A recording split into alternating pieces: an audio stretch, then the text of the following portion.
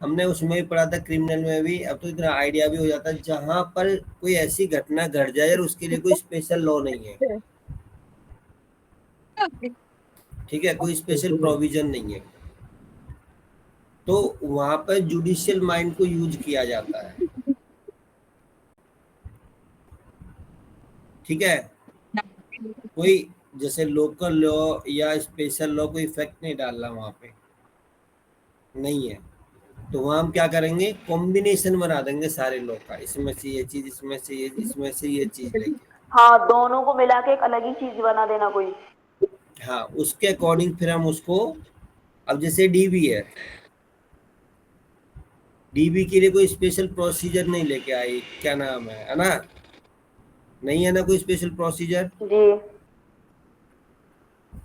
नहीं है सर। इसलिए इसको, इसलिए उसको क्वेसी कर दिया, है ना, क्या कर दिया इसको, क्वेसी। कोई मतलब इसमें सीपीसी भी चलेगी और इसमें सीआरपीसी भी चलेगी, इसका प्रोसीजर दोनों के हिसाब से चलता है। सेम आप बात करोगे, ये तो मैं डीबी की बात कर रहे हैं, डीबी एक्ट की बात कर रहे हैं। मान लो एचएमए है, ये क्या है भाई, जी। क्या है ये प्योरली सिविल है। हम्म। तो एचएमए क्या करेगा, जब पूरा प्योरली सिविल है तो ये केवल हम सीपीसी के हिसाब से चलते हैं इसको, जी। और हम चलते हैं 125, जो अब नए हिसाब से 144 हो गया है ना, जी। BNSS है ये। तो क्या हम जो 144 है इसको प्योरली सीआरपीसी के हिसाब से ट्रीट करते हैं हम? नहीं सर। सर है जी? मिक्स क्यों मिक्स है, इसमें मिक्स? सिविल भी है और भी है। सीआरपीसी भी है। भाई है तो सीआरपीसी का सेक्शन ना, तो इसमें सिविल जी, क्यों लेके सीआरपीसी आते का हैं, बताओ। प्रोसीजर सिविल का चलता है इसमें। कोई एग्जांपल बताओ कि इसमें ये चीज होती है इसलिए प्रोसीजर इसमें सिविल की है, इसलिए सिविल होता है इसमें। सर, इसमें जो WS वगैरह जो दाखिल किए जाते हैं वो तो सिविल की तरह ही किए जाते हैं ना। सर बिल्कुल। सर इसमें पैसे जो मांगते हैं खर्चे का। मैडम वो तो आप इसलिए जोर से बता रहे हो कि आपके पति देव भी सुनने की खर्चा मांगते हैं, हम आपकी फीलिंग को समझ रहे हैं। इसमें क्या है, जहां पर भी WS का नाम आ जाता है ना, WS, हाँ, वहाँ सिविल प्रक्रिया हो जाती है। रिटर्न स्टेटमेंट, WRI हम्म। डबल TEN, रिटर्न स्टेटमेंट, है ना, वहीं पर हम्म। सिविल आ जाता है। तो वहां पर क्या यूज यूज होगा, सीपीसी यूज होगा। अब सीपीसी यूज सेक्शन होगा देखो, वहाँ पे। सेक्शन किसका है, सीआरपीसी का, लेकिन जो पूरा प्रोसीजर हम्म। किसके हिसाब से चल रहा है, दोनों मिक्स चल रहे हैं हम इसमें। मिक्स चला, सीपीसी वो सीपीसी और सीआरपीसी। अच्छा, एक बेस्ट एग्जाम, कोई मुझे बेस्ट डिफरेंस बता सकता है, पहले वाला, नए लॉ को आने के पहले वाला, किसमें 125 में सिविल में और क्रिमिनल में क्या डिफरेंस है, नहीं सिविल और क्रिमिनल में क्या डिफरेंस है? सिविल में हम सिर्फ क्षति मांगते हैं, क्षतिपूर्ति। क्रिमिनल में पनिशमेंट का होता है। मैं प्रोसीजर की बात कर रहा हूँ, मैं लॉ क्या डिफरेंस नहीं मांगा, प्रोसीजर प्रोसीजर। प्रोसीजर सिविल में जो सिविल में होते हैं आपके नोटिस हो जाएगा, WE हो जाता है और उसमें से वारंट होता है, समन वारंट। क्यों, उसमें भी तो नोटिस होते हैं, डीवी में भी तो नोटिस होता है। हाँ, तो डीवी में वारंट थोड़ी होता है सर। बढ़िया वाला डिफरेंस होता है भाई साहब, प्रोसीजर अभी 5 रुपए उसके फोन पे टू की मैसेज आ जाएगा। सर, हम आपके 5 रुपए बचा रहे हैं सर, आप ही बता दो। वाला मैडम, बहुत क्रिमिनल करते हो, सिविल के बारे में बताओ थोड़ा सा। सर जी। कैसे एक्सप्लेन करूं, समझ नहीं आ रहा। मुंह से करोगे और कैसे करोगे? नहीं वीडियो ऑन कर लो, थोड़ा स्टाइल मार के दिखा नहीं देना यूं करके, ये ये ऐसे करके। नहीं नहीं नहीं सर, क्रिमिनल सर सर बताएं। सरकार के विरुद्ध जो होते हैं ऑफेंस, वो क्रिमिनल में आते हैं। और प्रोसीजर की बात करो। हाँ जी बताओ। सर इसमें क्रिमिनल में स्टेट वर्सेस होता है, और जो हमारा इसमें सिविल में नेचर में होता है उसमें सर पर्सन टू अरे पर्सन गाड़ी होता है। प्रोसीजर पूछ रहा हूँ, नहीं प्रोसीजर। नहीं सर, ये तो अनुज भी आप जो बता रहे हो मतलब कंप्लेंट केस में भी तो होता है। देखो, अब मैंने बोला पहले का, अब तो इन्होंने थोड़ा सा चेंज कर दिया है। ठीक है जी। पहले क्या था, आपको क्रिमिनल में जब भी कोई केस फाइल करते हैं ना हम लोग, वहाँ एफिडेविट की जरूरत नहीं होती थी। कोई एप्लीकेशन लगानी है, कुछ भी करना है, एफिडेविट नहीं जाती थी क्रिमिनल में। अब जाती है, अब हाँ मांगने लग गए। और सिविल में कुछ भी करोगे विदाउट एफिडेविट जाएगा ही नहीं। अच्छा, ये मेन रीजन है सर। तो ये इससे हमने भी इतना ध्यान नहीं दिया ना आज पुराने अंदर पे। ये पता भी नहीं रहता है। हाँ लेकिन सर एक चीज है जो आपने कही ना कि अब हर चीज में ये एफिडेविट बिल्कुल मांगते हैं सर। अब तो कोई भी चीज जाओ सब चीज में एफिडेविट मांगते हैं सीधा।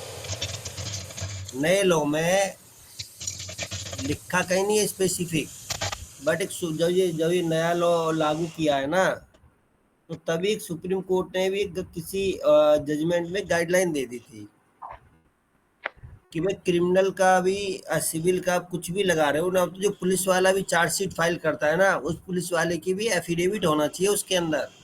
और अभी लगा नहीं रहे वो, लेकिन हम मंगा लेते हैं। कोई कोई चार्जशीट फाइल कर वैसे रहे हो तुम्हारा। हमने तो देखा है कि वो जो ज्यादातर वारंट भी कर रहे हैं और रिकॉल कराते हैं तो पहले एफिडेविट साथ में मांगते थे, एफिडेविट लगाइए साथ में।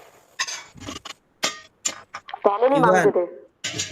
पहले क्या प्रोसीजर था, जब मैंने आपको बताया था कि एक एक कोर्ट अपनी जूरिडिक्शन से दूसरे जूरिडिक्शन में एक समन भेज रहा है क्रिमिनल में, तो वो वहाँ के लोकल थाने को भेजते हैं, लोकल थाना वहाँ वहाँ करता है। तो लोकल थाने वाला क्योंकि कोर्ट में नहीं आएगा, तो इसलिए उसको उसकी रिप्लाई के साथ में एक एफिडेविट मांगते हैं। हम्म, वो भी क्रिमिनल में मांग, अब उन्होंने वैसे भी कर दिया है, कुछ भी नहीं है तो वो लिख के पूरी अपनी। अब कोर्ट क्या कर रहे हैं ना, अभी अभी क्या नाम है, पुलिस वालों को नॉर्मल करें कि एक पेज, जो लास्ट का पेज होता है उस पर लिखो कि मैं ये शपथ करता हूँ कि जो भी मैंने इस पर लिखा है वो सत्य लिखा सो। और नीचे अपने साइन करो, अपना पूरा नाम लिखो, डेजिग्नेशन, कोड नंबर सारा लिख के वो दो। वो भी एक तरीका से अभी उनको ऐसे शपथ मैं कोई कोई कोर्ट कहता ना भाई एफिडेविट जा बाहर बनवा, ओथ करवा, तब जाके जमा कर यहाँ पे। ये पहले मेन डिफरेंस होता था।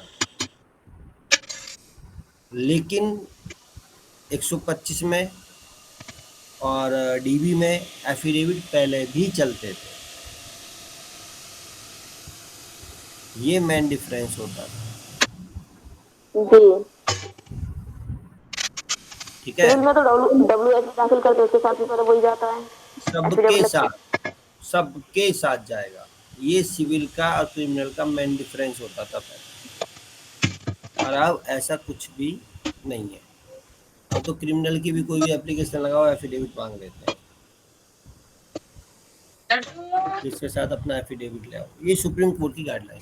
चलो, तो सेविंग्स का मतलब क्या होता है कि भाई जहाँ पर हमारे पास कोई स्पेशल या लोकल लॉ इन फोर्स में नहीं है, नहीं था पहले, मतलब कोई भी है ना, इन द एब्सेंस लिखा है any special provision to be the, कोई ऐसा विरोधाभास है या कोई ऐसा प्रोविजन है, कोई इंसिडेंस हुआ, नथिंग इन दिस कोड, इसमें नहीं है, सीपीसी में नहीं है।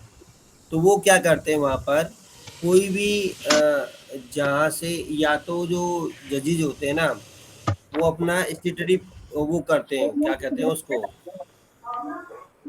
यहाँ पे वर्ड बोला जाता है वो, जुडिशियल माइंड लगाते हैं, और वो अरे स्टेटरी मतलब इस लॉ से, इस लॉ से, इस बुक से, उस बुक से सारा को उठा के इन्होंने एक अपना ही एक नया डिसीजन दे दिया। वर्ड ध्यान नहीं आ रहा है मेरे को, ठीक है। तो उसको वो उसमें लाके पुट कर देते। तो इससे क्या हो जाता है, और सेविंग्स हो जाती है जो समय की, एक तरीका से। कोई नया लॉ नहीं है वहाँ पर, कुछ ना कुछ तो सजा करना है, एफआईआर जो भी हुई है उसमें सिविल में, ऐसे करके वहाँ पर सेविंग्स वाला यहाँ पर टॉपिक आता है। पार्टिकुलर और without prejudice to the generality of the preposition contained in the subsection 1, ऊपर वाले में, nothing in this code, जो इस कोड में नहीं, deemed to be limit and otherwise effect any remedy। remedy मतलब remedy इसमें बहुत ज्यादा यूज होगा, बताओ। उपाय, तुम्हारे पास कोई ऐसी रेमेडी है, उपाय है, कोई योजना है, कैसे बचाया जा सकता है, कैसे बचा जा सकता है, ठीक है। Any remedy which a land holder और landlord may have under any law for the time being in force for the recovery of rent agriculture land from the produce of the such land. या तो building से, agriculture land से, या मकान से land को ऐसी रिकवरी कर रहे हैं हम लोग, तो वहां पर क्या है, मान लो कोई लॉ नहीं है रिकवरी का इस वाले उसमें, तो हमारे पास कोई दूसरा लॉ है। अब तो बन गए, खैर भाई 1908 में नहीं थे, अब तो रेंट एक्ट अलग बन गया है, रेंट लॉ बन गया है, एग्रीकल्चर लॉ, मतलब बहुत सारे लॉ बन चुके हैं, ठीक। पहले नहीं थे, तो पहले वो इसी से ही उसका वो करके, मतलब उसको एनालिसिस करके निकाल के वो कर लेते थे, वो रेमेडी निकाल लेते थे भी, इसको ऐसे ये उपाय है, इसका ऐसे ऐसे कर लेते हैं। कोई वो भी उनका जिनका कोई फिक्स लॉ नहीं होता था। ये है 5वां, application of the code to revenue codes, sorry code, application of the code to revenue code. Revenue code के जो लिए कोड्स जो हैं, ये क्या है, ये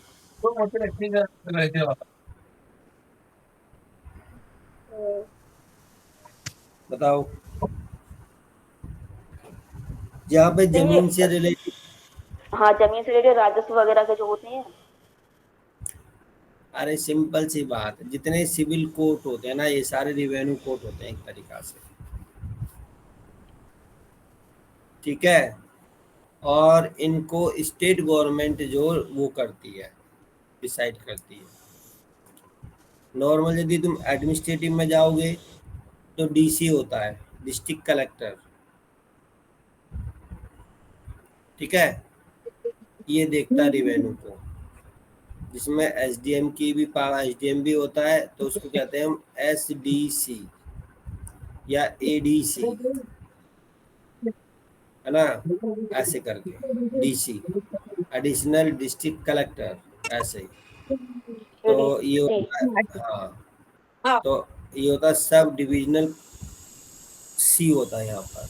लेकिन जो छोटे एरिया होते हैं तो उसको डीएम को, सॉरी एसडीएम को और एसडीसी को, एक ही व्यक्ति को 2 पोस्ट होल्ड करना के दे देते हैं, वो उसको, वो दोनों चीजें ही खुद देखता है वहाँ पर, ठीक है। ये होते हैं सारी चीजें। चलो इसके बारे में पढ़ लेते हैं। अब जैसे नहीं कहते भाई सिविल कोर्ट है ना, कहाँ जाना, क्रिमिनल कोर्ट में जा रहा हूँ भाई मैं, सिविल कोर्ट में जा रहा हूँ मैं, स्पेशल कोर्ट है। 138 का क्या है, सिविल कोर्ट है, क्रिमिनल कोर्ट है, स्पेशल कोर्ट है। वो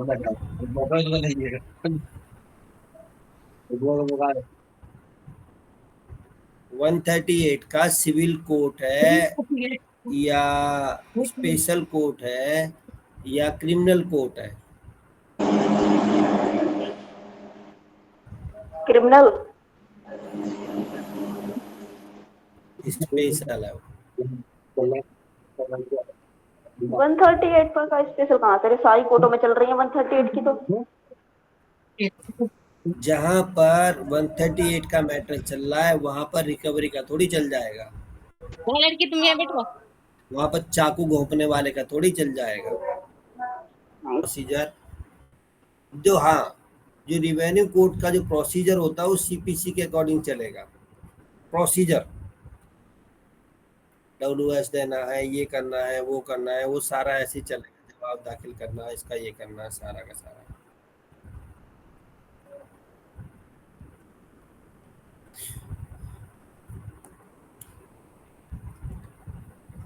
ठीक है जी। सॉरी हाँ, procedure upon which any special enactment applicable to them is silent. यदि कोई स्पेशली इन्होंने प्रोविजन बना दिया तो सीपीसी साइलेंट रहेगी वहां पर, अदरवाइज सीपीसी ही चलेगी, है ना। वहां पर may by notification of the official gazette, और यदि ऐसा करना है तो वहाँ की जो स्टेट गवर्नमेंट है कि गजट निकालेगी भाई हमें क्या करना है क्या नहीं करना। Declare that any portions of these provisions which are not expressly made applicable by this code। अब आपको ये तो मैंने पहले से ही बता दिया है भाई। देखो, जैसे कि सीपीसी है, क्या होल इंडिया में एप्लीकेबल होना कंपलसरी है? हाँ सर, सीपीसी तो सब जगह सेम ही होगा ना। बच्चा अभी नहीं, बच्चे हो अभी थोड़ा। अरे सर ने भी बोल तो दिया, स्टेट बना सकते हैं अपने हिसाब से, अमेंड कर सकते हैं। BNSV है ना, हर स्टेट में नहीं है लागू।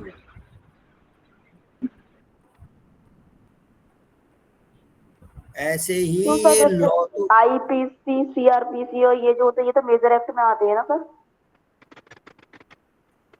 IPC CRPC एविडेंस एक्ट तो माइनर है, 4 आते हैं मेजर एक्ट में। 2 प्रोसीजर होते हैं और 2 लॉ होते हैं। सीपीसी नहीं आता फिर उसमें। सीपीसी मेजर एक्ट में आता बेटा, यही तो बोल रहा हूँ मैं भी। 4 होते हैं, 2 प्रोसीजर होते हैं। ये सीपीसी है ना, अपने आप में प्रोसीजर है ये। जैसे रिवेन्यू एक्ट है वो तो बताएगा भाई ये जो है जमीन है, इस पे इन्हें कब्जा कर लिया तो अब इसको हमें वापस लेना है। तो अब यहाँ पे कोई वो तो हुआ नहीं है, क्या नाम है, कॉज तो ऑफेंस तो हुआ नहीं है सब चीज। तो क्या प्रोसीजर है जिससे कि उसको वापस लेंगे, वो सीपीसी कहता है। ये प्रोसीजरल लॉ है एक तरीका से, इसमें दोनों चीज आती है, ये प्रोसीजरल भी होता है और तो सीपीसी में कोई भी स्टेट चेंज कर सकता है अपने हिसाब से। हाँ,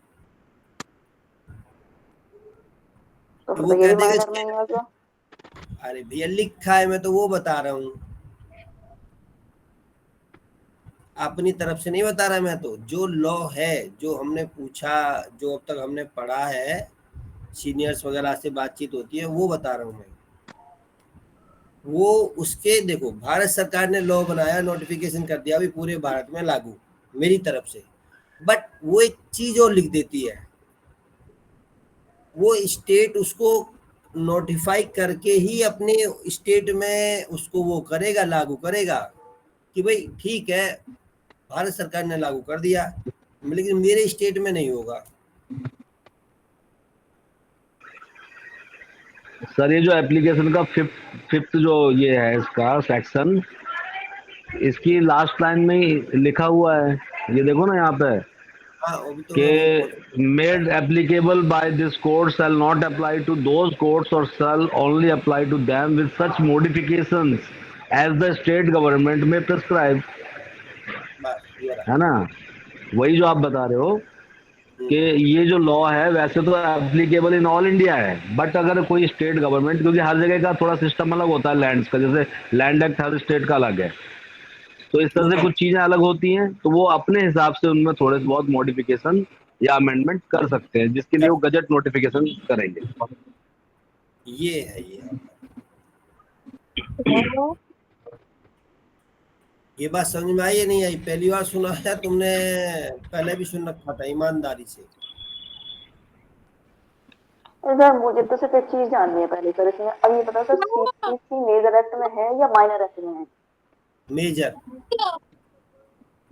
तो मेजर एक्ट में है तो फिर तो पूरी मतलब होल इंडिया पे तो है ना अप्लाई है, बाकी कुछ चेंजेस जो स्टेट के अकॉर्डिंग कर रखे हैं। आईपीसी भी नहीं है, एविडेंस एक्ट भी नहीं है, सीआरपीसी भी नहीं है। मैं बताता हूँ सर, एक मिनट मुझे दो मौका। ये एप्लीकेबल ऑल इंडिया में है, ये बात बिल्कुल ठीक है, लेकिन इसमें सेंट्रल गवर्नमेंट ने ये ऑप्शन भी रखा है कि यदि इनमें आपको कोई अपने अकॉर्डिंग कुछ चेंजेस करने हैं तो वो आप गजट नोटिफिकेशन से कर सकते हो। तभी तो आप पढ़ते हो ना, जैसे कोई सा भी पढ़ा आपने, आईपीसी पढ़ा है, कोई भी पढ़ा, तो आपने देखा वो नीचे एक्सप्लेनेशन दे रखी होती हैं कि भाई ये तमिलनाडु के हिसाब से ये वाला यहाँ पे ये अमेंडमेंट तमिलनाडु गवर्नमेंट ने कर दिया, वहां पे ये लागू होगा तो इस तरीके से लागू होगा। तो बहुत सारी स्टेट, क्योंकि वहाँ के रीति रिवाज कहीं अलग हैं, कहीं कुछ अलग है, कहीं ट्राइबल्स है, कहीं कुछ है, तो वो चीजें उसके अकॉर्डिंग वहाँ वो अपने हिसाब से थोड़े बहुत अमेंडमेंट कर लेते हैं। बाकी मेजर पोर्शन जो होता है मैक्सिमम वो फॉलो करते हैं पूरा मेजर एक्ट का ऑल ओवर इंडिया में, लेकिन कुछ चेंजेस उसके अंदर वो कर सकते हैं जो स्टेट गवर्नमेंट नोटिफाई करती है कि भाई ये चीजें हम इसमें अपने इस हिसाब से, हमारे यहाँ ये कानून इस तरीके से चलेगा या ये कानून होगा। आइए कुछ बात समझ में मेरी वाली।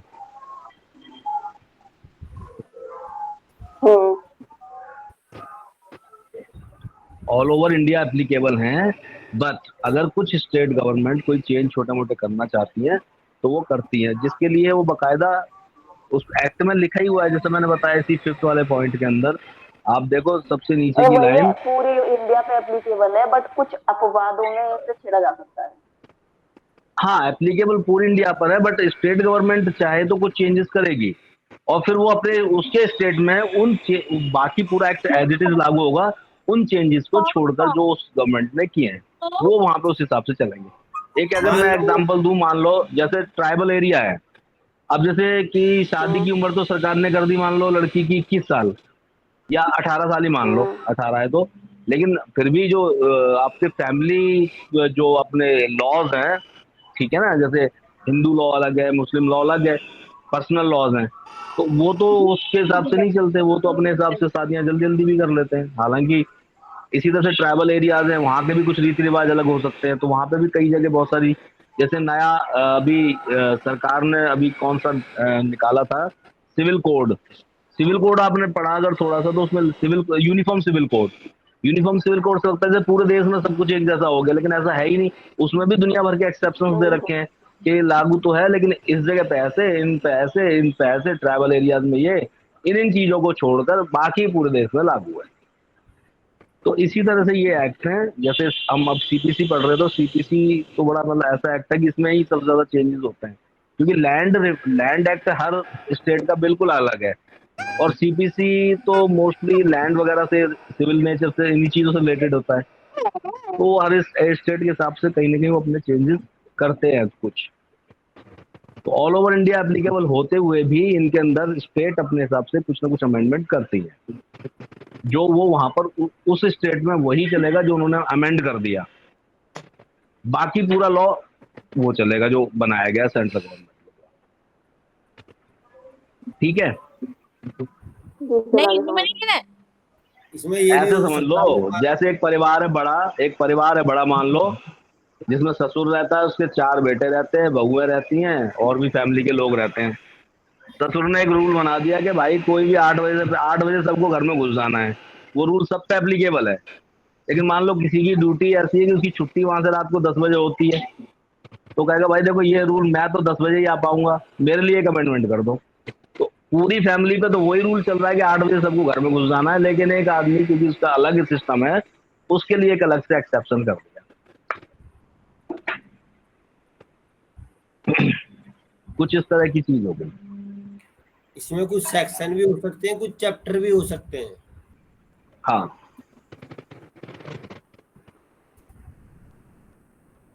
ठीक है।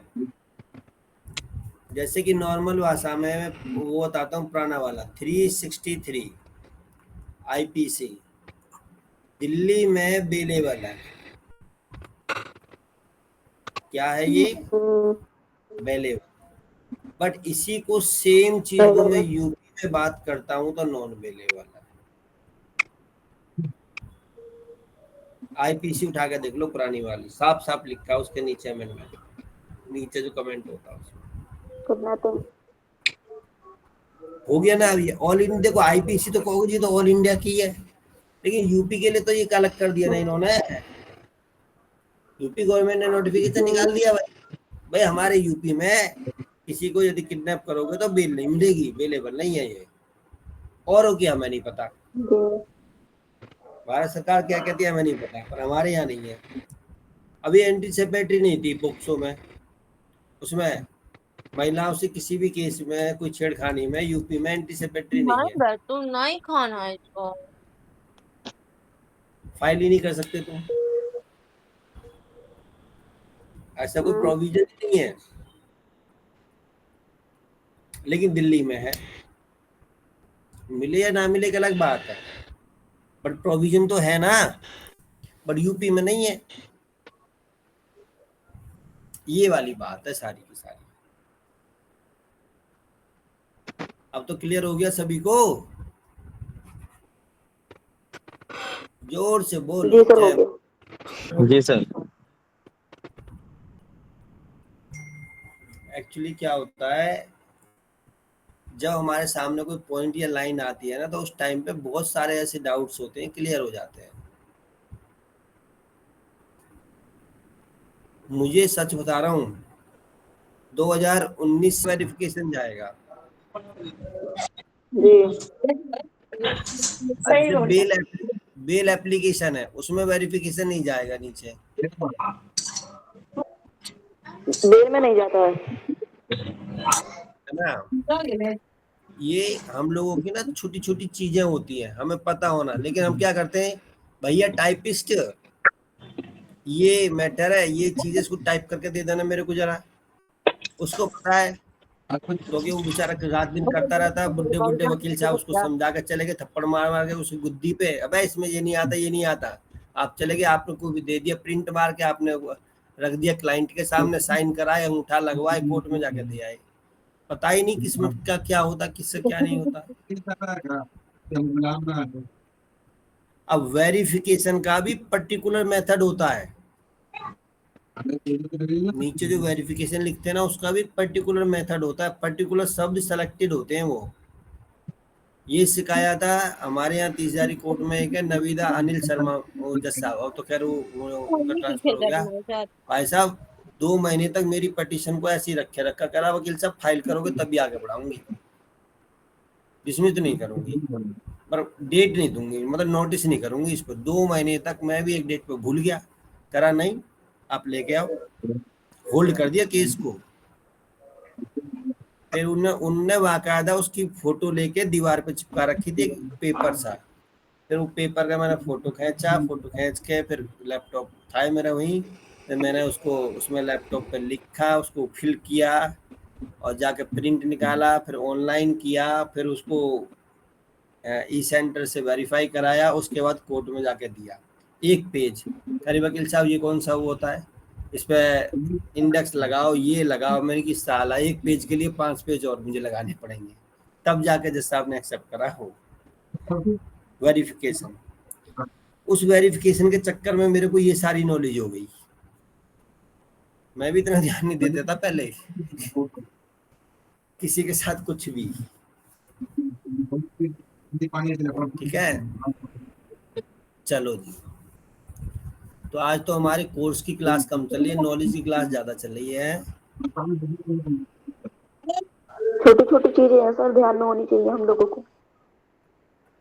बिल्कुल भाई, मैं पता है वो पढ़ाता हूँ जो मैं फील करता हूँ, जो मेरे अंदर कमी थी, जो मैं फील करता हूँ वो मुझे पता।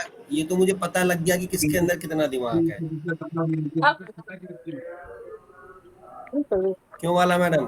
जी सर, बिल्कुल समझे सर, आप हमारे अंदर तो सही नहीं कटेगी, आप ही से है सीखेंगे सब कुछ, सही पकड़ेगा क्या चीज? सर। इतना भी बतवा के पेड़ पे मत चढ़ाओ कि मैंने आप ही मुझसे सीखा तुमने सब। भाई साहब बहुत चालू चालू होते हैं। नहीं सर, हम तो आप ही से सीख रहे हैं जो सीख रहे हैं। भाई बहुत चालू हो तुम, मुझे भी पता है। अरे जो कहाँ चीज, सर, हम चालू वाले अरे तो ही जो ना। चीज मुझे नहीं आती भाई वो तुमने करके भी छोड़ दिया है। ऐसा क्या करके छोड़ दिया सर हमने। आगे बढ़ते हैं हम। इन सबसेक्शन 1 इस वाले में जो दिया हुआ है, means the court having a court having the jurisdiction under any local law to the entertain suit, other proceeding relating to the rent। ठीक है भाई, एनी लोकल लॉ, ठीक है, रेंट का अपने स्टेट का अलग है। और बता देता हूँ, स्टेट को छोड़ो, स्टेट में भी भाई साहब अलग अलग डिस्ट्रिक्ट का है ये। इस डिस्ट्रिक्ट का अलग है, उस डिस्ट्रिक्ट का अलग है, इस डिस्ट्रिक्ट का अलग है, और डिस्ट्रिक्ट में भी एरिया वाइज अलग है। अब जैसे पॉश एरिया, उस एरिया को भी ध्यान देना कभी।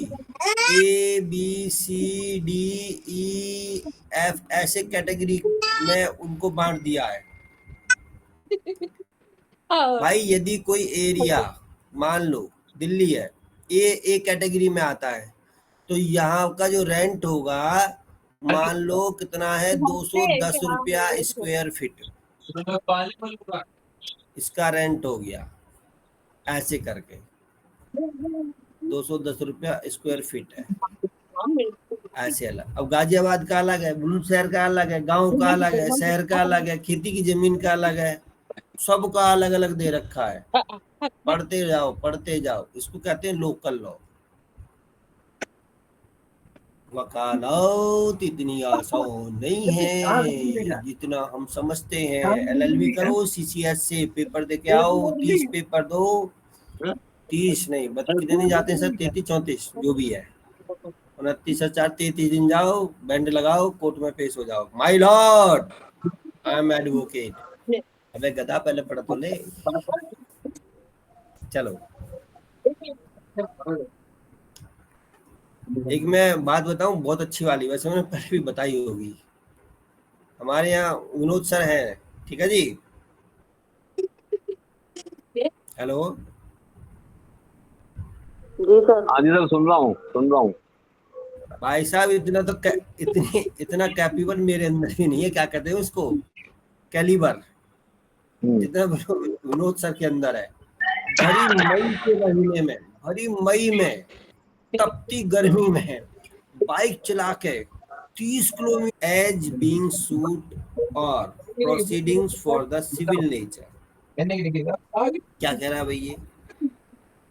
अब यदि कोई कोर्ट है, रिवेन्यू कोर्ट है या कोई भी है, उसके पास ओरिजिनल जो जूरिडिक्शन तो रखता है वो किस चीज की, कि उस लोकल लॉ को वो सुन सकता है, इंटरटेन कर सकता है सूट को।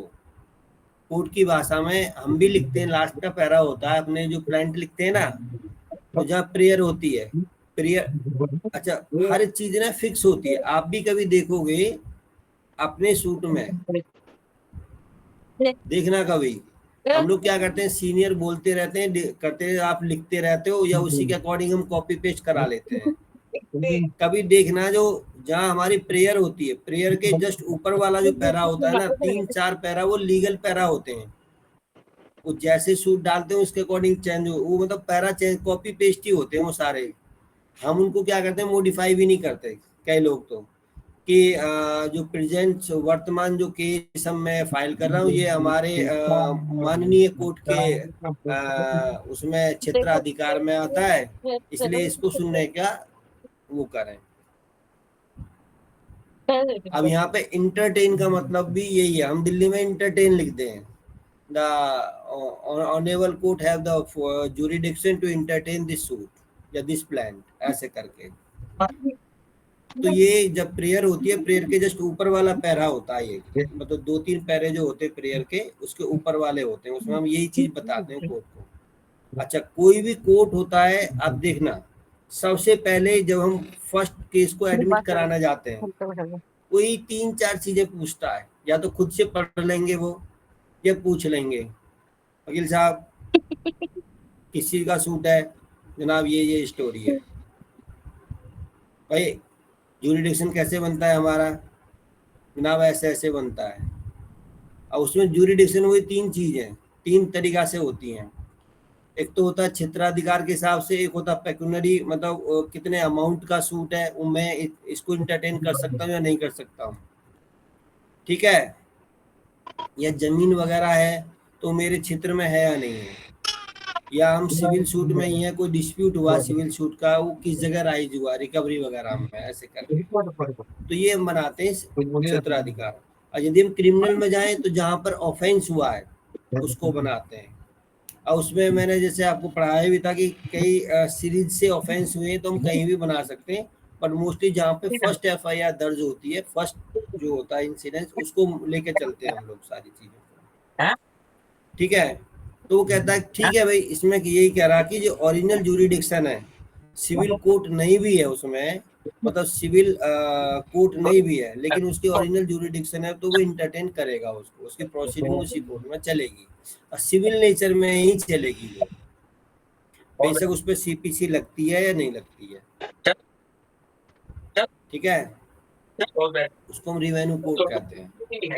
चलो दूसरी आ गई हमारे पास में, जो अभी बताया था पेक्यूनरी ज्यूरिडिक्शन क्या होती है, ये बताओ जी क्या होती है। पैसा से रिलेटेड है भाई ये, पैसा, दुनिया को चाहिए पैसा, saving in so far as in otherwise, expressly provide nothing here in content shall operate to give any court jurisdiction over the suit amount, the value of the subject matter of which exceed to pecuniary limits if any। अब जितना मुझे पता है वो मैं बता देता हूँ, 1 रुपया से लेकर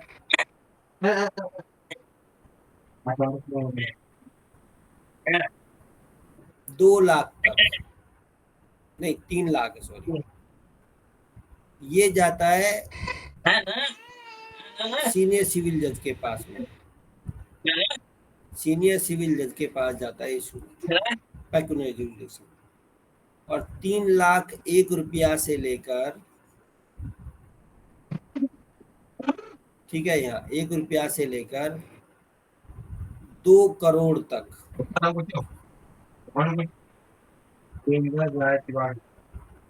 जाता है डिस्ट्रिक्ट जज के पास, DJ साहब के पास जाता है।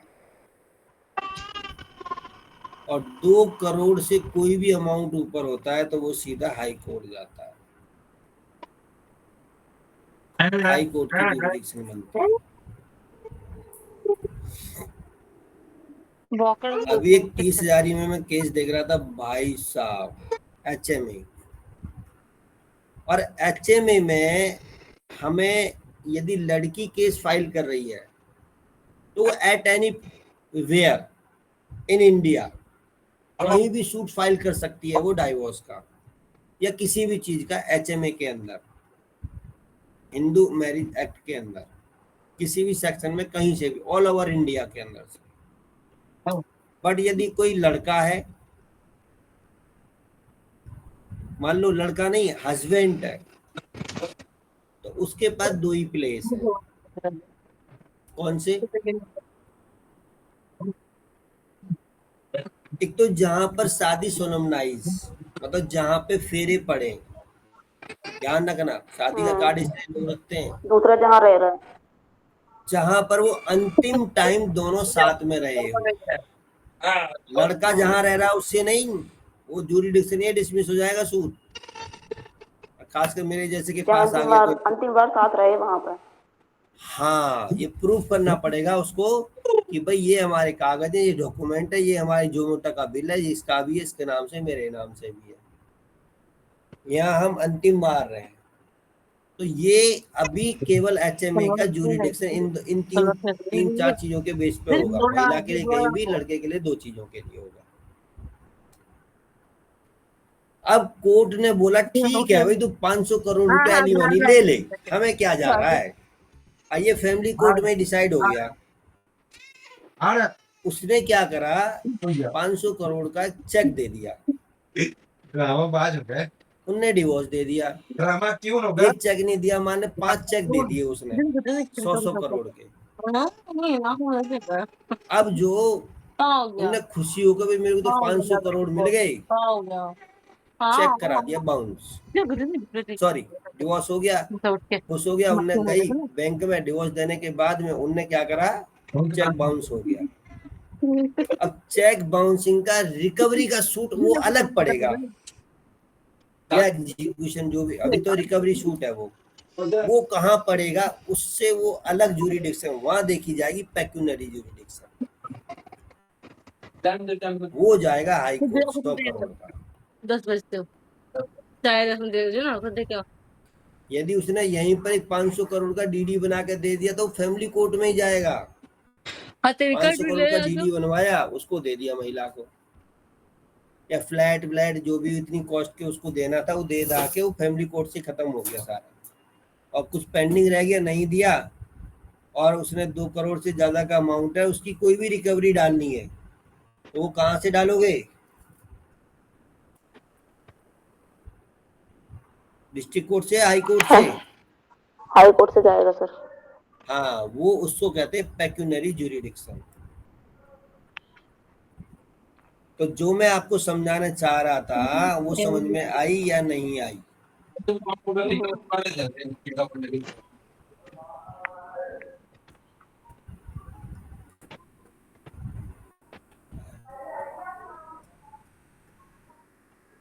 ठीक है जी। अभी भी किसी को कोई डाउट है तो कोई क्वेश्चन पूछ लो भाई। रेल चल रही है, रेल स्टेशन छोड़ने के बाद फिर नहीं पता लगे कुछ भी।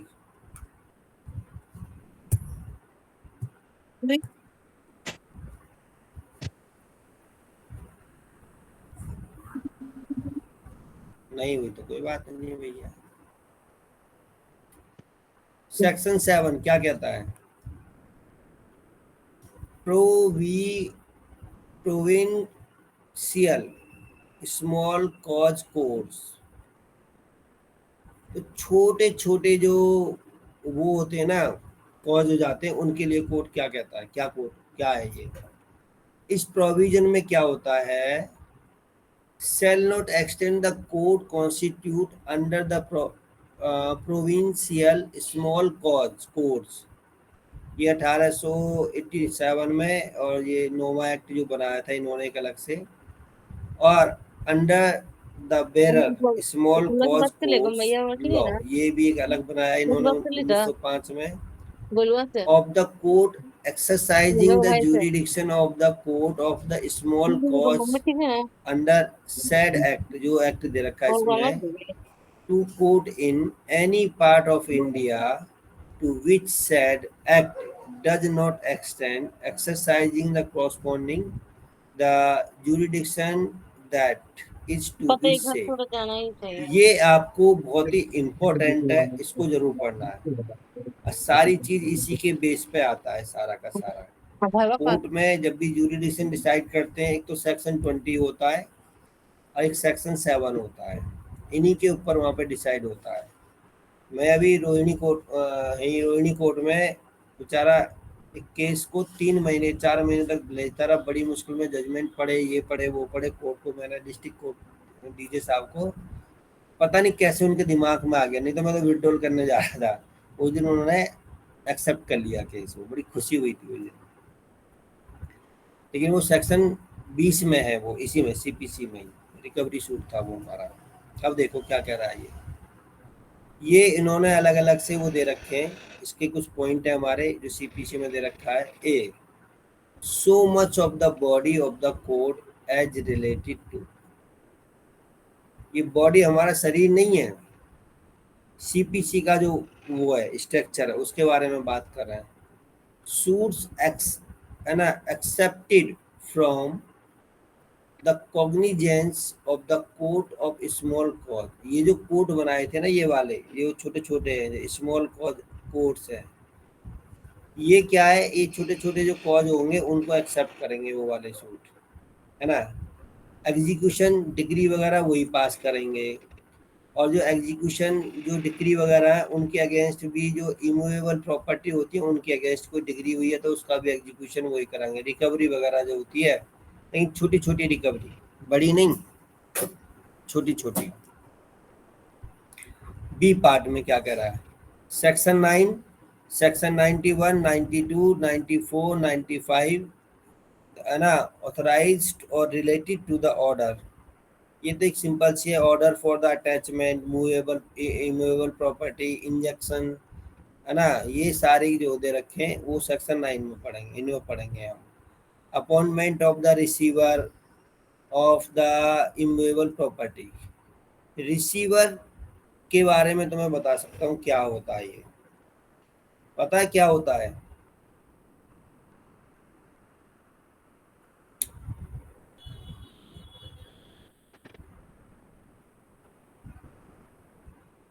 किसी को पता है रिसीवर कौन होता है? अच्छा ये बताओ, मेरी आवाज आ रही है नहीं आ रही है? जी सर आ रही है। चलो रिसीवर की बात करते हैं अब हम। मैं पूरा ही वो बताता हूँ ये क्या होता है, कैसे होता है। केस का मैं एग्जांपल लेके चलता हूँ, खुश हो जाओगे तो। मुगाम्बो खुश हुआ, देखो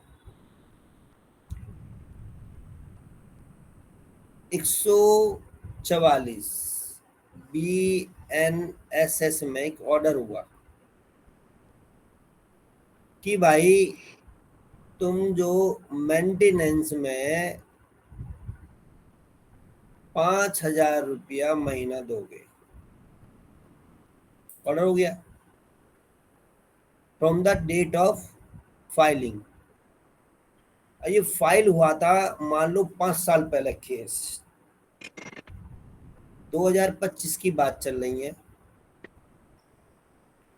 और ये फाइल हुआ था 2020 में केस। पर मंथ देना है इतना from the date of filing. चलो जनवरी मान लेते हैं एग्जांपल समझने के लिए, और इसको 24 कर देते हैं जनवरी का, सही रहेगा। 25 भी कर दो ठीक है। तो 20, 21, 22, 23, 24 तक तो पूरे 12 पंजे 60 महीने वो हो गए, और 5वां महीना चल रहा, 5वां महीना हमारा ये हो गया, 65 महीने हो गए। 65 महीने का 5,000 रुपए के हिसाब से कितना हो गया, 3 जीरो, 25 का 5, 5 संग 30 और 32, 3,25,000 रुपए भाई मेंटेनेंस बन गया। सही हूँ मैं गलत हूँ? 12 पंजे 60, हाँ ठीक है। अब जो एक वर्ड आया था एग्जीक्यूशन, ये रहा execution of decree, execution of decree against the movable property है, या यहाँ पे डिक्री ये वाले लेके चलते हैं, ये वाला सेकंड पॉइंट। अब हम यहाँ लिखेंगे execution against the order dated so and सो, और उसका एक फॉर्मेट होता है, उस फॉर्मेट से कोर्ट में फाइल कर देंगे हम। तो हमने कितने की डिमांड करी, 3,25,000 की। अब एग्जीक्यूशन डाला क्योंकि पैसा राजी से, या तो ऑर्डर हुआ एक साथ राजी से पैसा दे जाए, अब कोई राजी से पैसे नहीं देता तो हमने क्या करा, उसको एग्जीक्यूशन अलग से केस फाइल करते हैं, सेम कोर्ट में होता है वो, ध्यान रखना। जिस कोर्ट से वो ऑर्डर पास होगा उसी कोर्ट से सेम एग्जीक्यूशन लगाते हैं। लगा दी। अब सपोज करो कोई दिल्ली में रहता है, अब दिल्ली में तो किराए पर रहता है, उसकी कोई प्रॉपर्टी है नहीं, एग्जीक्यूशन यहाँ लगाई दिल्ली में, तो भाई उसका तो बिहार में है सारा चीज, घर मकान सारी चीजें। तो अब इस एग्जीक्यूशन को एज इट इज उठा के कहाँ भेज देंगे, कोर्ट। कहेगा भाई यहाँ की जमीन वमीन नहीं है, एड्रेस बता कहाँ का, बिहार का भाई, तो इसको बिहार में जाकर लगा, बिहार के कोर्ट। तो अब वो वहां के बिहार के कोर्ट में लगाएगा, सिविल कोर्ट में, सीपीसी के अकॉर्डिंग वो देख लेगा कौन कौन रिकवरी कराएगा कौन नहीं। क्रिमिनल में नहीं है, ध्यान रखना, सिविल का मैटर होता है ये। तो वहां बिहार में जाएगा, दिल्ली की ऑर्डर को वहां पे जाके वो करवाएगा, एग्जीक्यूट करवाएगा। अब उसकी प्रॉपर्टी घर मकान जो भी था, अब बिहार का कोर्ट क्या करेगा, एक अपॉइंटमेंट ऑफ द रिसीवर वो अपॉइंट करेगा, और रिसीवर को फाइल दे दी जाएगी, एड्रेस दे दिया जाएगा, और उसको दे दिया भी तुझे 3 महीने के अंदर अंदर इस प्रॉपर्टी को अटैच करके हमें देना है।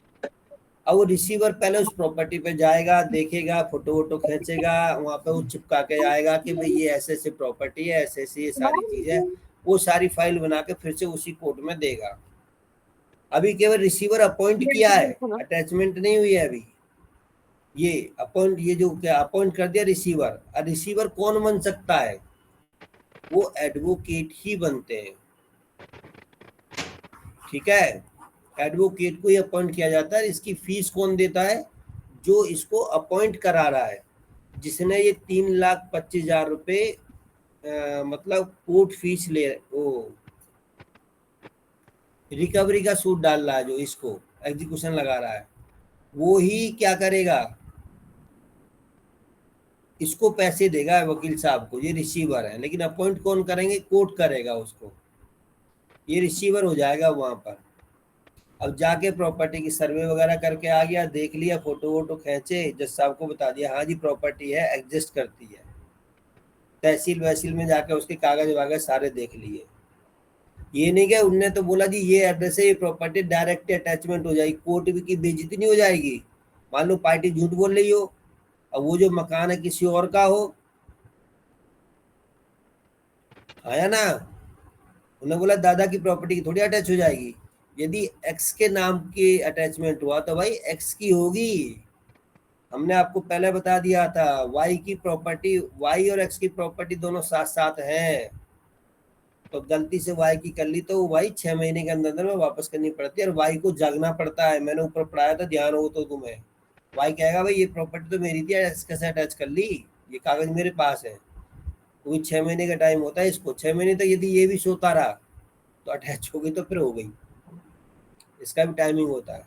तो वाई के प्रॉपर्टी है, तो ये रिसीवर की ड्यूटी लग गई, इसकी प्रॉपर्टी तहसील में कागज ये वो इसी की है नहीं है, आसपास के उस प्रॉपर्टी पे एक नोटिस लगा के आएगा कि भाई इतने तारीख को ये प्रॉपर्टी का हम अटैचमेंट कर रहे हैं ऐसे ऐसे करके। क्योंकि लोग जो उसका असली ओरिजिनल मालिक होगा वो कहेगा भाई तू कैसे अटैच कर लेगा, ये प्रॉपर्टी तो मेरी है, इसलिए वहां नोटिस लगाया जाता है प्रॉपर्टी के ऊपर।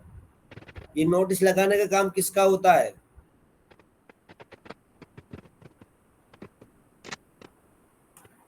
बताओ, इस रिसीवर का ही होता है। ये अपॉइंटमेंट होता है ना रिसीवर का, इसी का काम होता है वही। तो सब चीज हो गया, कोर्ट सेटिस्फाई हो गया, नोटिस लगा गया, नोटिस का जो 15 दिन 20 दिन का टाइम वो पूरा हो गया, उसके बाद कोर्ट उसको अटैचमेंट का ऑर्डर कर देगा। उस डेट पे जाके उस प्रॉपर्टी को वो अपना ताला लगा देगा, उसमें मोहर लगा देगा, ये हमारी है। किसकी है, कोर्ट की प्रॉपर्टी है। अब फिर एक और नोटिस लग जाएगा वहां पर, न्यूज़पेपर में भी जाएगा, भाई इतने तारीख को कोर्ट के द्वारा इसको बोली लगेगी, इसको बेचा जाएगा, अब आ जाओ जिसको खरीदना हो। तो जो बोली लगेगी, जो रिसीवर है, जो रिसीवर जो वहाँ जो रिसीवर के सामने बोली लग रही है, रिसीवर के सामने जो कुछ हो रहा है, तो ये माना जाता है कोर्ट के सामने हो रहा है सारी चीजें, क्योंकि कोर्ट उठ के उसके वहां जमीन पे नहीं जाएगी, रिसीवर जाएगा। बट वहां पे रिसीवर की पावर में कोर्ट की पावर होती है एक तरीका से, सारी रिपोर्ट्स वगैरह बना के वही कोर्ट में देता है। वहाँ रिकवरी वो उसका ऑक्शन हो जाएगा, बोली लग जाएगी, वो बिक जाएगा, जो भी उसका पैसा होगा सारा पैसा कोर्ट में जमा हो जाएगा। मान लो वो जमीन जो थी वो 10 लाख की बिकी, कितने की बिकी? 10 लाख की बिक गई। उनने सूट कितने का डाला था? 3,25,000 का। तो उसको 3,25,000 मिलेंगे, 10 के 10 लाख मिल जाएंगे।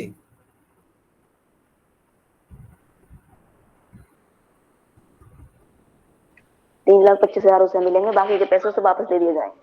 जो बाकी के पैसे जिसकी वो ओरिजिनल जमीन थी उसको वापस कर दिए जाएंगे। और सारा खर्चा कौन उठेगा? जिनने ये रिसीविंग करवाई थी। 3,25,000 वाला खर्चा उठेगा, इसका कोई मतलब नहीं है खर्चा उठने का। बात समझ में आई या नहीं आई? रिसीवर समझ में आया नहीं आया? अब वो भी रिसीवर अपॉइंट किया जाता है इमूवेबल प्रॉपर्टी के लिए। मकान हो गई, बिल्डिंग हो गई, फार्म हाउस हो गई, एग्रीकल्चर्स हो गए, पेड़ पौधे हो गए, ऐसी चीजों के लिए। कहीं इलीगल तरीका से फैक्ट्री चल रही है, उसको उसका सामान जब्त करके लाना है, ठीक है। पुलिस वो, अब वो भी ऐसे ही थोड़ी जाएगा जो रिसीवर मुंह उठा के चला जाएगा ना। उस कोर्ट के ऑर्डर में लिखा होगा, जो कंसर्न थाना होगा वो अपनी उसकी सिक्योरिटी प्रोवाइड करके देगा। भाई किसी की जमीन को तुम अटैच करने जा रहे हो, उसको वो बाइट करने जा रहे हो, बोली लगवाने जा रहे हो, तो पूरी फोर्स जाती है। रिसीवर थाने जाएगा, कोर्ट के ऑर्डर के साथ में एक एप्लीकेशन देगा, जी मुझे इस वाले मकान पर नोटिस लगा के आना है, ऐसे ऐसे करना, मुझे मारे पीटने की जिम्मेदारी किसकी होती है? वो जज साहब ही ऑर्डर शीट में लिखते हैं, लोकल थाने को भी ऑर्डर करते हैं। वो अटैचमेंट होती है, उस दिन भी पुलिस जाएगी, उसकी इस रिसीवर की पूरी हेल्प। मतलब रिसीवर को एज ए जज माना जाता है, उतने पीरियड के लिए माना जाता है, होता नहीं है।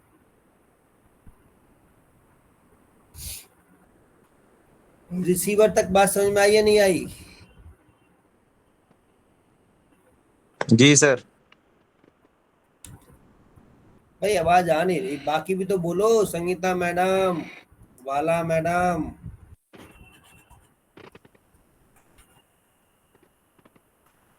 या ज्यादा बेसिक करा रहा हूँ, लाइन टू लाइन पढ़ता हुआ चला जाऊं?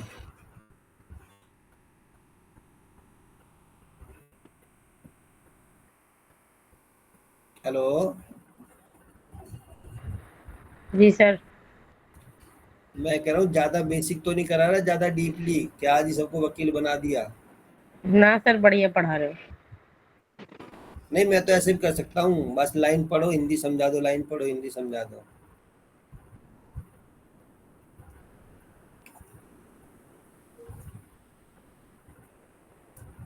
भाई साहब सन्नाटा है, कहाँ गए सर? फुल टॉस ढीठ कहते हैं ना, ढीठ। ऐसे वकील साहिबा हमने कहीं ना देखी भाई।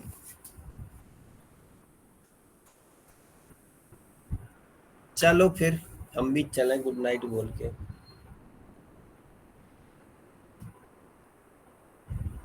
8वां सेक्शन देखो। हम भी बेशरम है, हम भी पढ़ाएंगे, बोलो या मत बोलो।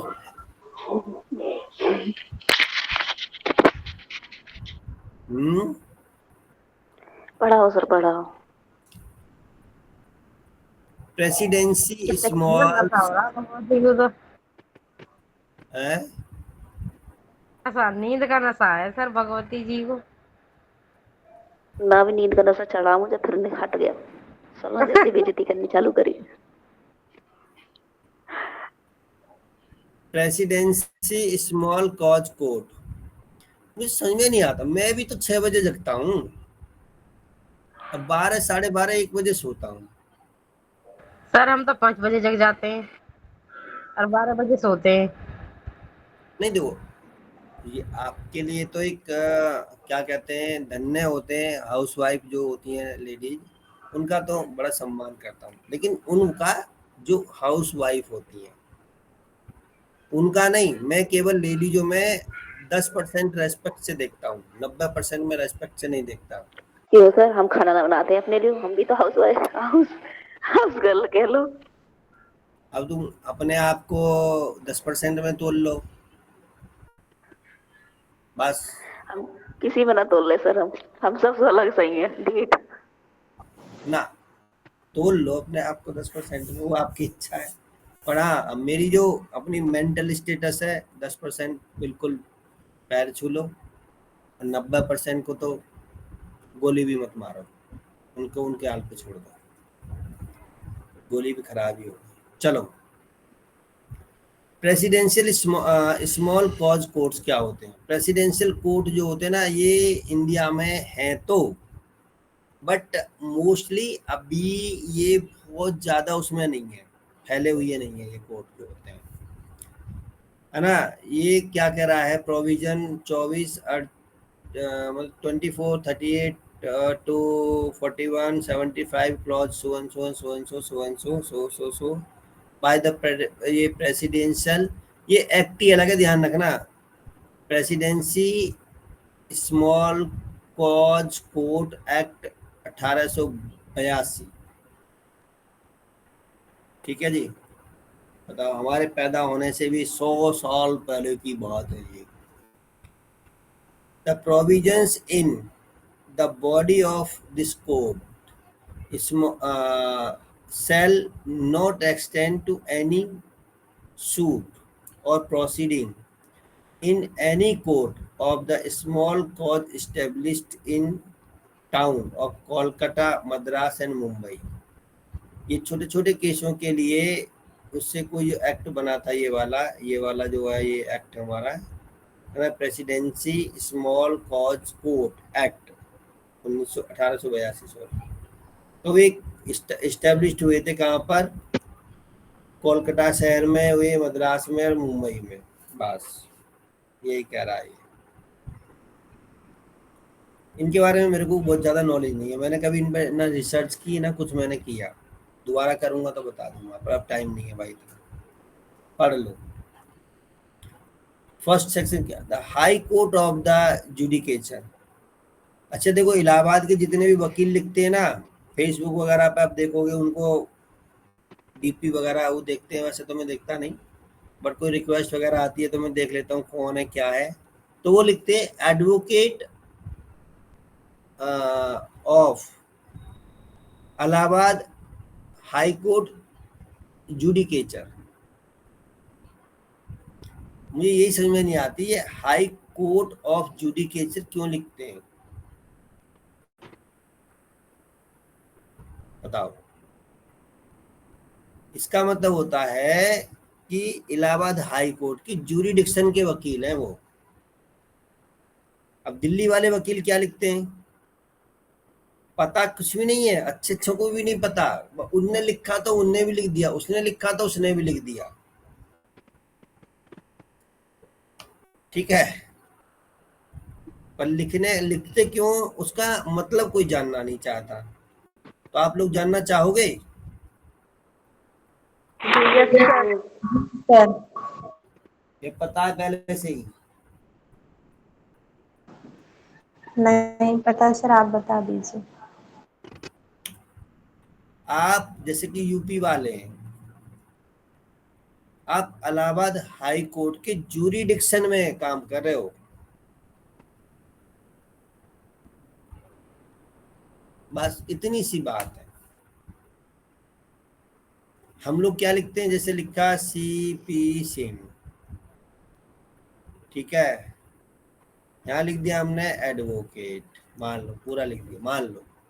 उसके नीचे लिख देते हैं दिल्ली हाई कोर्ट, है ना, हाई कोर्ट ऑफ दिल्ली लिखते हैं, दिल्ली हाई कोर्ट, ऐसे दिल्ली लिखते हैं हम, ऐसे दिल्ली हाई कोर्ट, ऐसे। हम इसमें वो नहीं लगाते, जुडिकेचर वगैरह नहीं लगाते, बट लिखना क्या चाहिए, Delhi high court of judicature. लेकिन यहाँ हम लिखते नहीं है, बाकी सारे एमपी, मद्रास, कनाडा वो सारे लिखते हैं, सारे के सारे। हेलो क्लास, हाँ ठीक, हाँ जी है, बस 5-7 मिनट और।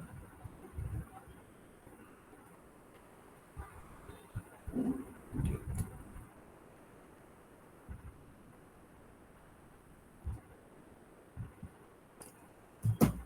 ठीक है जी। तो ये हो गया हमारा, ऐसे लिखते हैं जुडिकेचर का मतलब ये होता है, मतलब जो उसकी ज्यूरिडिक्शन में आता है ये सारी चीजें। तो आप जैसे विजिटिंग कार्ड छपवाओगे तो आप वो तो लिखते ही हैं practicing at Bulandshahr district and session court, but वहाँ पे लिख दीजिए वो आप पूरा भी इलाहाबाद हाई कोर्ट भी लिख सकते हो, कोई आपको ये नहीं कहेगा तुमने मेंबरशिप क्यों ली है क्यों नहीं ली है, वो करते हैं प्रॉपर लिखना है तो लिख दो Allahabad high courts of judicature ऐसा करते, या judicature of Allahabad high court ऐसा लिखो। चलो at Fort Williams Madras Mumbai as the case may be, may from time to time by the notification of the official gazette direct, वो अभी कोई भी चेंज करना होता है ना गवर्नमेंट को, स्टेट गवर्नमेंट को जो भी होता है, तो आप उनका एक अपना गजट होता है, उस गजट में पास कराना होता है। जैसे कि भारत में कोई भी, भारत के नीचे कन्याकुमारी या ऊपर जो भी है जम्मू एंड कश्मीर जो ऊपर दे रखे हैं, जो भी है इधर मणिपुर शिलांग आसाम दिसपुर, इधर सूरत गुजरात जो भी इधर है, भारत के कहीं का भी कोई व्यक्ति है उसको अपना नाम चेंज कराना है, ठीक है। तो उसके नाम चेंज कराने की ज्यूरिडिक्शन क्या होती है, सेंट्रल होता है या स्टेट होता है?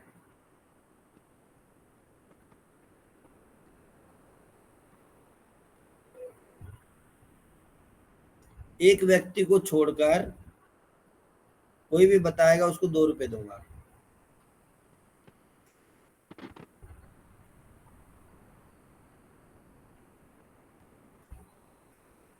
सेंट्रल।